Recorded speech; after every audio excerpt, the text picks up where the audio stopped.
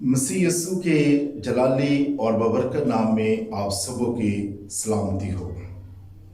तो आज हम कलामी मुकद्दस में सीखेंगे मदर डे के हवाला से।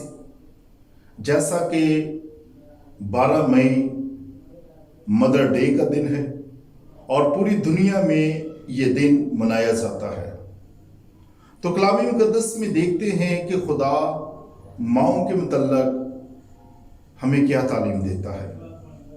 तो आए मेरे साथ निकालिए इस्तिशना की किताब, उसका 22 बाब और उसकी 6 और 7 आयत मुबारक। तो कलाम मुकद्दस में लिखा है, अगर राह चलते अतफाकन किसी परिंदे का घोंसला दरख्त या जमीन पर बच्चों या अंडों समेत तुझको मिल जाए और माँ बच्चों या अंडों पर बैठी हुई हो, तो माँ को बच्चों समेत ना पकड़ना। बच्चों को तू तो ले ले, पर माँ को जरूर छोड़ देना, ताकि तेरा भला हो और तेरी उम्र दराज हो। तो मेरे अजीजों, इस हवाला से हमें ये पता चलता है तो खुदा माँ से बहुत प्यार करता है। जब खुदा ने बनी इस्राएल को शरीयत दी तो ये बातें इस्राएल को बताई गई कि अगर राह चलते हुए अतफाकन किसी परिंदे का घोंसला दरख्त पर या जमीन पर हो, बच्चों समेत उसे ना पकड़ना, बल्कि लिखा है कि बच्चों को तू ले ले, लेकिन माँ को जरूर छोड़ देना, ताकि तेरा भला हो और जमीन पर तेरी उम्र दराज हो। तो मेरे अजीजों, माँ की जो अहमियत है, कलाम मुकद्दस में लिखा है कि खुदा माँओं से बहुत प्यार करता है, क्योंकि माँ ही के स्वभाव से इंसानी नस्ल की पैदाइश होती है और नस्ल बढ़ती है। माँ घर का एक अफजल हिस्सा है। माँ बचपन से बुढ़ापे तक अपने बच्चों की उस्ताद होती है, इसलिए माँ के बगैर घर नामुकम्मल है। माँ की मोहब्बत इलाही मोहब्बत पाई जाती है।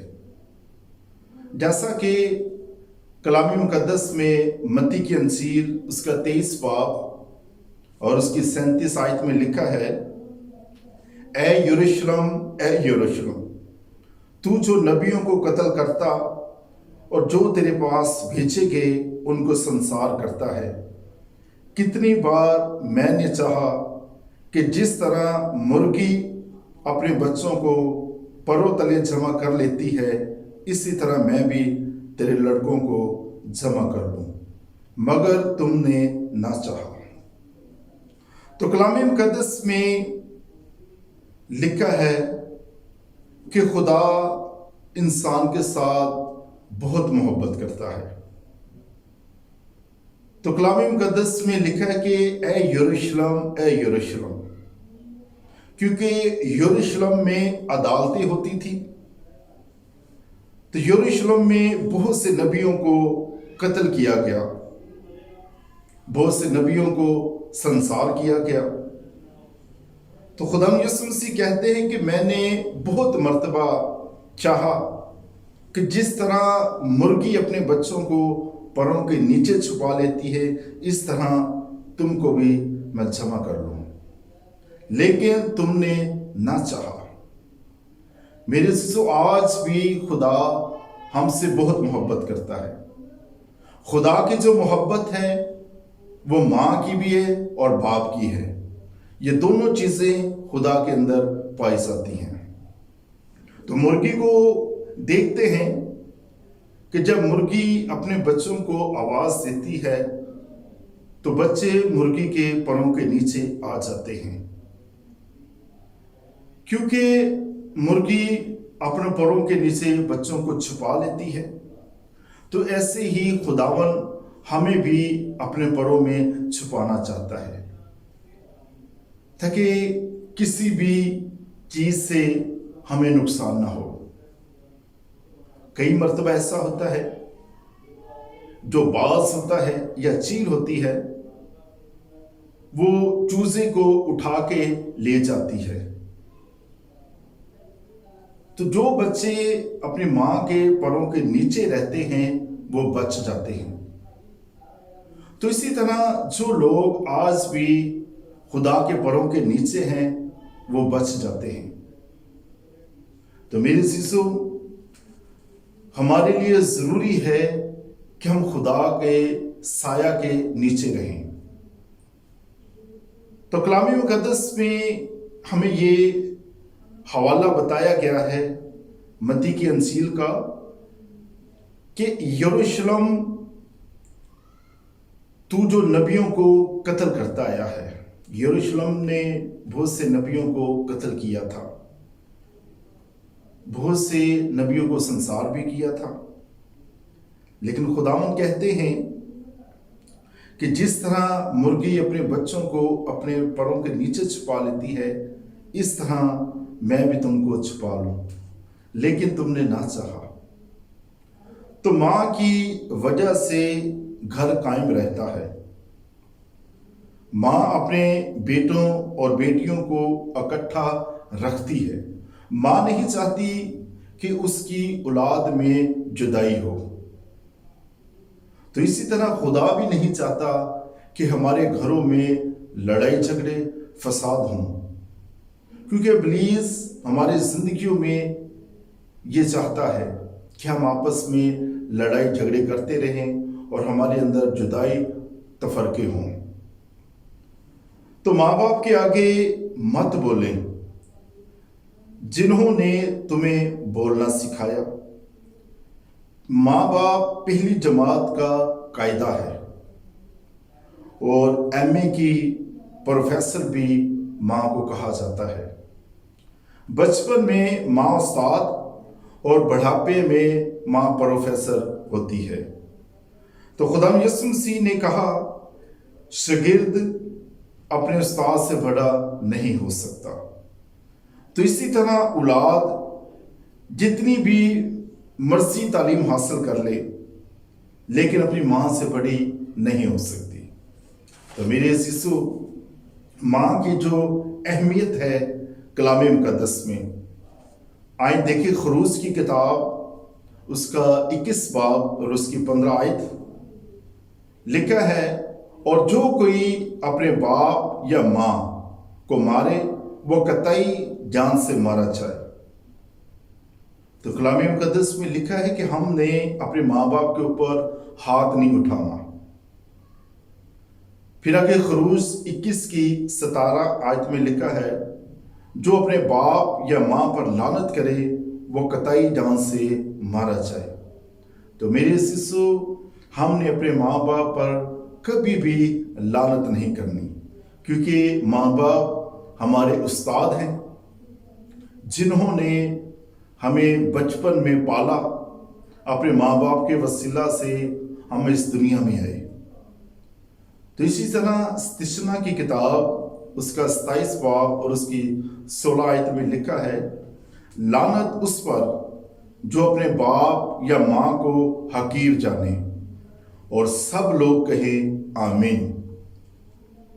تو میرے عزیزو، آج بھی بہت سی ایسی اولاد ہے جو اپنے ماں باپ کو حقیر جانتی ہیں، زیادہ پڑھی لکھی ہونے سے اپنے ماں باپ کو حقیر جاننا شروع کر دیتی ہیں۔ لیکن خدا کا کلام کہتا ہے کہ اس پر خدا کی لعنت ہے جو اپنے ماں باپ کو حقیر جانتا ہے۔ جیسا کہ یسایہ کی کتاب میں لکھا ہے اس کا 45 باب اور اس کی 10 آیت، افسوس اس پر جو باپ سے کہے تو کس چیز کا والد ہے، اور ماں سے کہے کہ تو کس چیز کی والدہ ہے۔ تو میرے عزیزو، ایسے لوگوں پر خدا افسوس کرتا ہے۔ تو کئی مرتبہ ہم اپنے ماں باپ کو کہتے ہیں کہ تو کس چیز کا ہمارا باپ ہے، اپنی والدہ کو بھی کہہ دیتے ہیں کہ تو کس چیز کی ہماری والدہ ہے۔ تو میرے عزیزو مثال کی کتاب میں لکھا ہے اس کا 23 باب اور اس کی 22 آیت میں، اپنے باپ کا جس سے تو پیدا ہوا شنوا ہو، اور اپنی ماں کو اس کے بڑھاپے میں حقیر نہ جان۔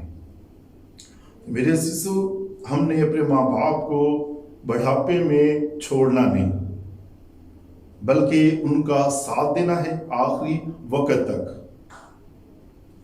تو احبار کی کتاب اور اس کا 19 باب اور اس کی 3 آیت میں لکھا ہے، تم میں سے ہر ایک اپنی ماں اور اپنے باپ سے ڈرتا رہے۔ تو میرے عزیزو خدا چاہتا ہے کہ ہم اپنے ماں باپ سے ہمیشہ ڈرتے رہیں، جیسا کہ یوحنا کی انجیل اس کا 19 باب اور اس کی 25 اور 27 آیت میں لکھا ہے کہ خداوند یسوع مسیح نے آخری وقت جب صلیب پر جان دی تو اپنی ماں کی فکر کی تھی، اور اپنی ماں کی فکر کر کے ہمیں ایک بہترین نمونہ دے دیا کہ آخری دم تک خداوند بھی اپنی ماں سے محبت رکھتا رہا، تو اس لیے اس نے یوحنا کے سپرد کیا اپنی ماں کو۔ تو اسی طرح کئی مرتبہ ہم یہ بات سنتے ہیں کہ ہر کامیاب شخص کے پیچھے کسی عظیم عورت کا ہاتھ ہوتا ہے۔ وہ ماں کی شکل میں بھی ہو سکتی ہے، وہ بیوی کی شکل میں بھی ہو سکتی ہے، اور وہ ایک بہن کی شکل میں بھی ہو سکتی ہے۔ تو کلام مقدس میں دیکھتے ہیں کہ ربکا نے یعقوب کو برکت دلائی۔ اگر ربکا نہ چاہتی تو وہ یعقوب کو برکت نہیں دلا سکتی تھی۔ یعقوب کی جو سرفرازی ہے، جو برکت ہے، وہ ربکا کی وجہ سے ہے۔ تو ماں کی پرہیزگاری نے سمسون کو خدا کا نذیر بنا دیا۔ ماں کی پرہیزگاری نے سمسون کو خدا کا نذیر بنا دیا۔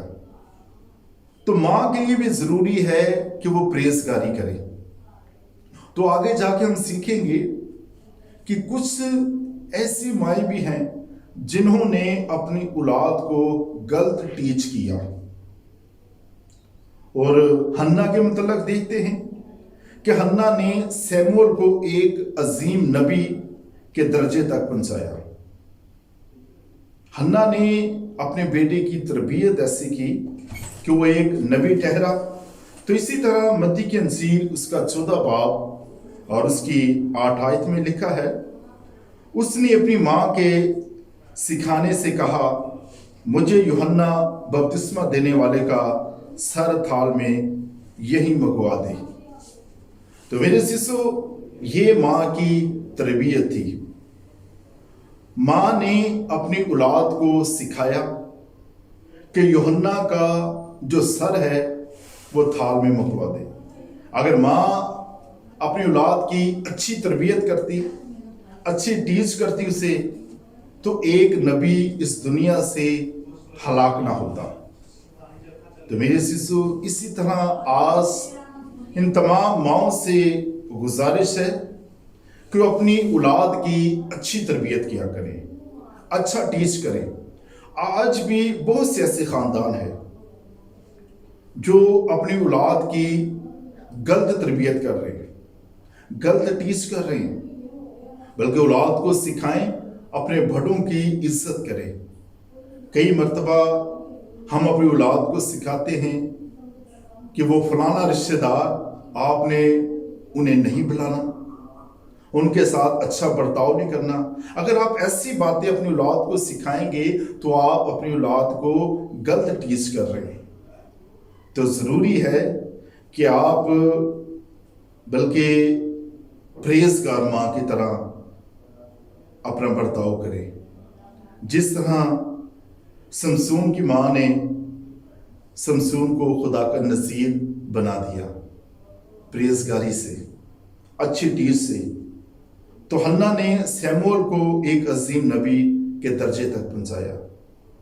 تو میرے عزیزو آج بھی ہمارے لیے ضروری ہے کہ ہم ان چیزوں کو سیکھیں کیونکہ خدا کا جو کلام ہے وہ ہمارے قدموں کے لیے چراغ اور ہماری راہ کے لیے روشنی ہے۔ تو ہم نے خدا کے کلام کے مطابق زندگی گزارنی ہے۔ تو خداوند ہمیں اس کلام کے وسیلہ سے برکت دے، آمین۔